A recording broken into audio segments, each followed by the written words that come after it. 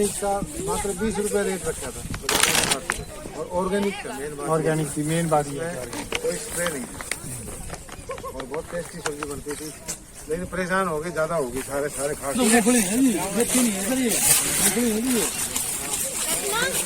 मूंगफली देख लो भाई बच्चों, मूंगफली कैसे होती है। हाँ मूंगफली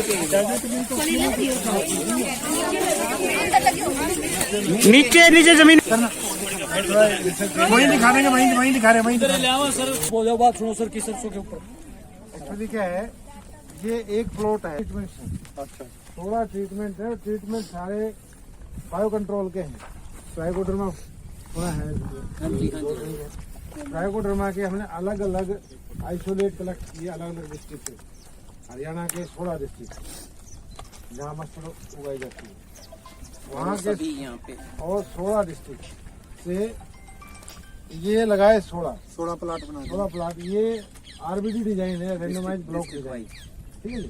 यदि आप फील्ड की नॉलेज रखते तो ये जो है एक रेप्लिकेशन है, ये सेकंड रेप्लिकेशन, ये थर्ड रेप्लिकेशन, ठीक है जी। इसमें ट्रीटमेंट T1 यहाँ है, यहाँ ये ट्रीटमेंट 16 है, वो ट्रीटमेंट नंबर 8 है।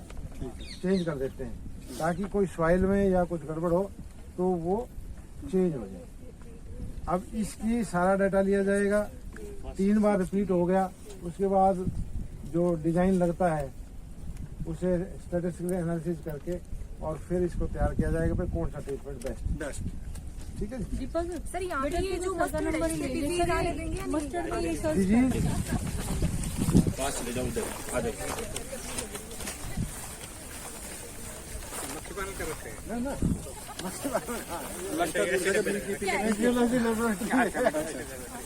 इसमें क्या है, ये हमारे पास 2 जो प्लांट हैं, ये तो ऑटोमेटिक वेदर स्टेशन है, इनमें हमने कुछ नहीं करना है, इसका सीधा डाटा पुनः जाता है, ठीक है। और बाकी ये मैनुअली है, ठीक है। तो अब ये अलग अलग इंस्ट्रूमेंट्स हैं जो ये आप कह रहे हो ना, ये मधुमक्खी पालन, इनमें वो है मैक्सिमम मिनिमम टेम्परेचर के लिए, ठीक है। ये रेन गाज है, मधुमक्खी नहीं है ना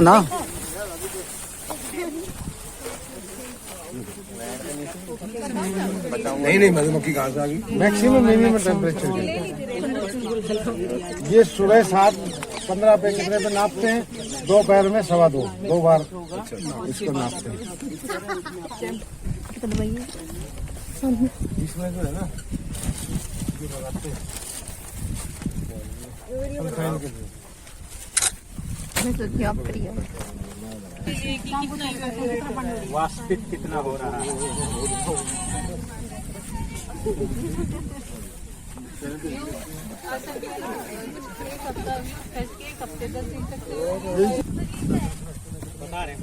आ जाओ, एक दूसरे से ले लेना, आ जाओ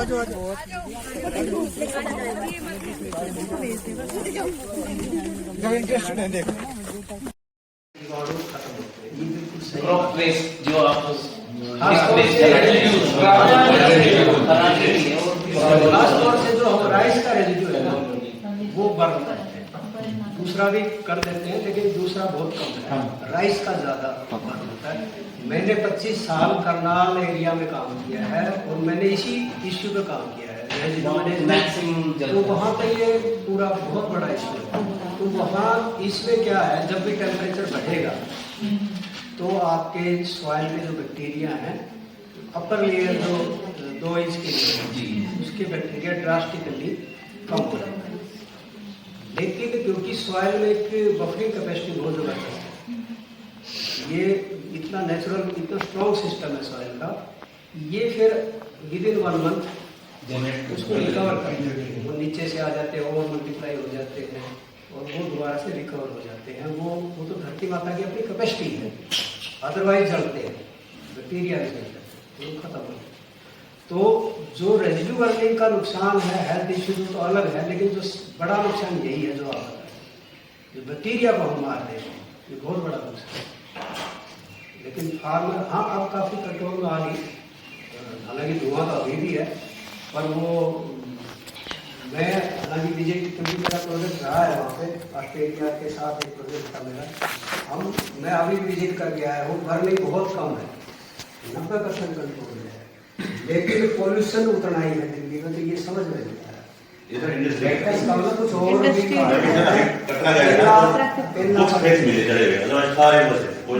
एक और चीज जो इस साल टिपिकली हुई है, क्योंकि मैं इससे थोड़ा सा देखता रहता हूँ चीजों को, इस साल जो टिपिकली हुई है, दिवाली से अगले दिन से स्टार्ट हुआ है, ये उससे पहले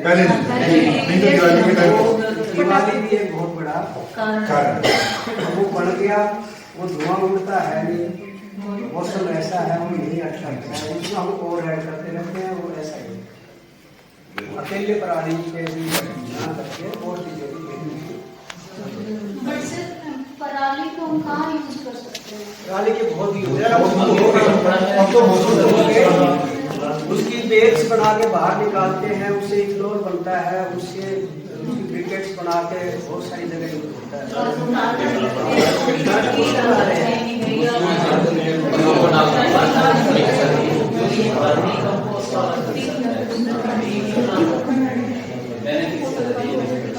इन्होंने सवाल किया, देखिए अभी जो आप वाली बात की, एक तो उसमें आप वाली बात एक तरह से सही है अभी इस टाइम के लिए, कि सारी पराली अगर हम यूँ कहें कि खेत से निकाल दो और यूज करें, तो आज हमारे पास ऐसा इंफ्रास्ट्रक्चर नहीं है, ठीक है। हम कुछ पराली को बाहर निकाल कर मैनेज कर सकते हैं। इथेनॉल प्लांट्स हमने लगा दिए हैं, राजस्थान में ये स्ट्रा के तौर पर भी जाता है, और भी कई सारी चीज़ों में यूज होता है, वहाँ पे ये है, लेकिन 70% अभी भी हमें खेत में ही रखना पड़ता है। उसके लिए मशीनें हैं, ऐसी मशीनें डेवलप की हैं हमने, सुपर सीडर है, हैप्पी सीडर है, जो उसको खेत में ही मिक्स करके क्रॉप ग्रो कर सकते हैं। सर, ये गवर्नमेंट ने एक स्कीम निकाली थी कि पर एकड़ के अकॉर्डिंग 4500 रुपीज की पराली नहीं जलाती है, तो बट क्या गवर्नमेंट परचेज करती है?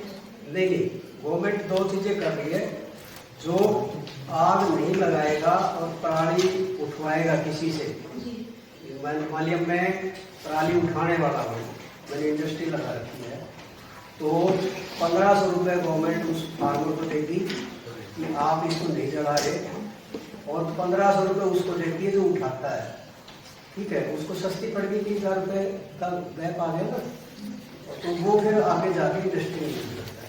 तो 4,500 रुपये है, तो फार्मर को उस रेजिड्यू को वहीं पे अगर वो मैनेज करता है खेत के अंदर ही, उसको 4,500 रुपये वहाँ पर, तो सरकार की बहुत अच्छी स्कीम है, और इसी का फायदा मिला भी है। कुछ FIR भी दर्ज होने लगी, थोड़ा इस बार स्ट्रिक्ट भी है, चीफ सेक्रेटरी को एफिडेविट देना पड़ा है वहाँ पे।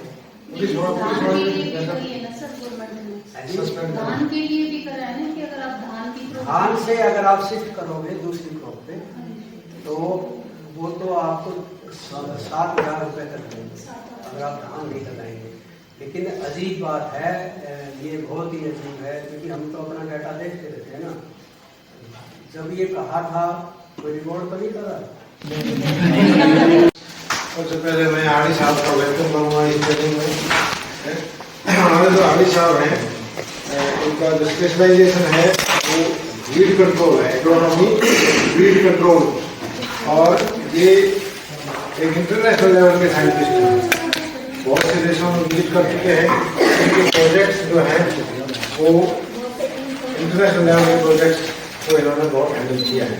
हमारा सौभाग्य है कि वो आज हमारे बीच में हैं, तो इनके मार्गदर्शन में जो है आज हमारे को एक विजिट की जो, और आपने भिन्न भिन्न प्रकार के जो है हमारे एक्सपेरिमेंट्स और जो गार्डन्स देखे, वो इन्हीं के मार्गदर्शन में ये किया गया।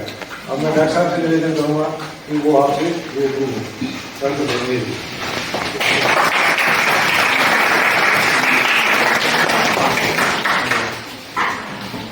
Doctor Gupta ji, doctor Naresh, IGP की फैकल्टी और सभी ट्रेनीज, आपका हमारे स्टेशन पे स्वागत है।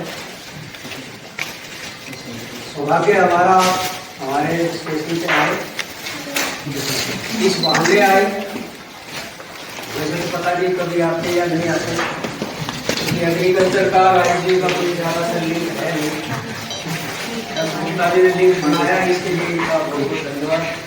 अशोक जी हैं, इन्होंने किया, संजय जी